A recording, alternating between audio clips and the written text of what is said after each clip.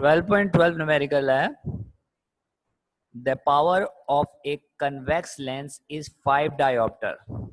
Convex lens ज़हन में रखें, और कन्वेक्स लेंस में हम जानते हैं फोकल लेंथ जो होती है वो पॉजिटिव होती है, और उसकी पावर को बड़े पी से रिप्रेजेंट करते हैं, जबकि ऑब्जेक्ट का डिस्टेंस जो होता है वो स्मॉल पी से रिप्रेजेंट होता है जब हम लेंस से ऑब्जेक्ट का डिस्टेंस ले रहे होते हैं। तो ये कैपिटल पी है 5 डायोप्टर। तो आप देख सकते हैं हमने सबसे पहले डाटा में लिख दिया पावर पी 12.12 में पावर जो है हमारे पास पी 5 डायोप्टर, ये क्वेश्चन मार्क नहीं है बल्कि 5 डायोप्टर है।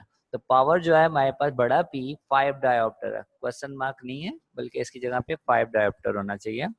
उसके बाद at what distance the object should be placed from the lens.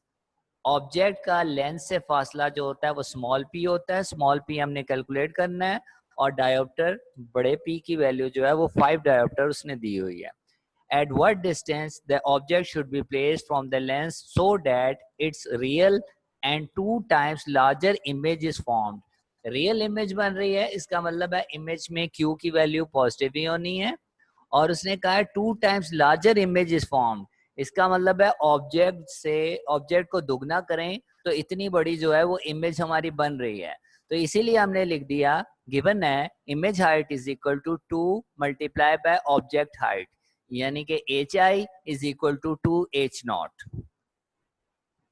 तो हम क्वेश्चन को एक दफा रिपीट करें तो सबसे पहले उसने पावर हमें दे दी है, बड़ा P जो है 5 डायोप्टर, क्वेश्चन मार्क नहीं है बल्कि 5 डायोप्टर गिवन है हमारे पास पावर। उसके बाद वो कहता है कि ऑब्जेक्ट का डिस्टेंस जो है यानी कि P की वैल्यू मालूम करो, और गिवन हमारे पास क्या है, गिवन हमारे पास ये है कि जो इमेज है वो ऑब्जेक्ट्स के ट्वाइस है, यानी कि इमेज हाइट जो है 2 ऑफ ऑब्जेक्ट हाइट है।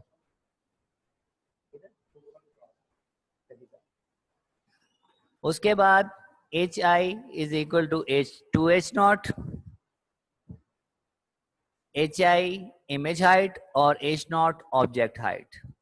अब सबसे पहले हमने मालूम तो स्मॉल p करना था, स्मॉल p मालूम करने के लिए स्मॉल q और स्मॉल f का होना जरूरी है, तभी हम इसको सॉल्व कर सकते हैं। स्मॉल p के लिए हमें किसकी जरूरत है, स्मॉल q और स्मॉल f फोकल लेंथ की। दोनों चीजें हमें कैलकुलेट करनी पड़ेंगी, फिर ही हम मिरर फार्मूले में वैल्यूज पुट कर सकते हैं। तो हम सबसे पहले स्टार्ट करेंगे पावर के फार्मूले से, क्योंकि हम जानते हैं कि पावर जो होता है वो रेसिप्रोकल होता है फोकल लेंथ का, P is equal to 1/f। और ये बात ज़हन में रखनी है कि अगर पावर डायोप्टर में है then focal length is in metres. ये हमने डेफिनेशन में पढ़ा था कि फोकल लेंथ अगर 1 मीटर हो तो तब डायोप्टर 1 डायोप्टर जो होती है वो पावर होती है हमारे पास।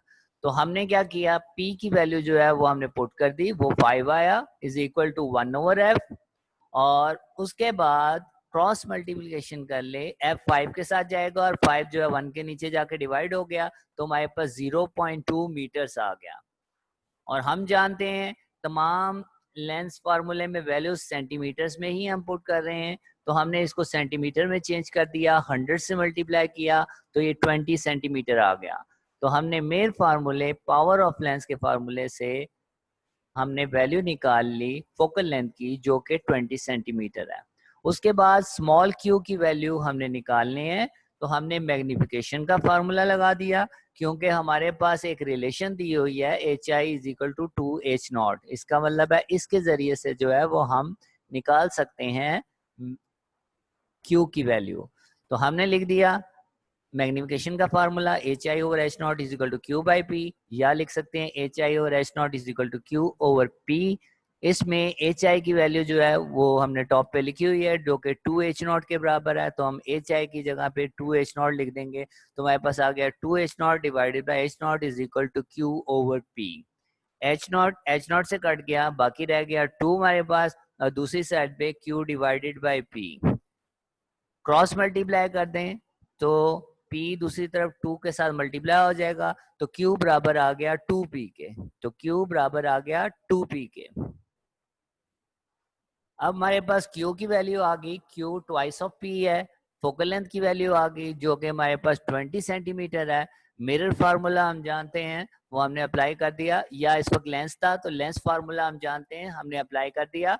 1/f is equal to 1/p plus 1/q। Values हमारे पास गिवन है, सारी की सारी वैल्यूज हम इसमें पुट करते हैं। 1/20, f की वैल्यू 20 थी, is equal to 1/p, p हमने मालूम करना है, प्लस 1/q की वैल्यू जो है वो 2p हमने निकाली हुई है, तो वो हमने पुट कर दी। उसके बाद एलसीएम लेते हैं, p और 2p का एलसीएम 2p आता है, ऊपर हमारे पास आ गया 2 प्लस 1, और 2 और 1 को आपस में ऐड कर दें तो हमारे पास 3 आ जाएगा। 3/2p is equal to 1/20।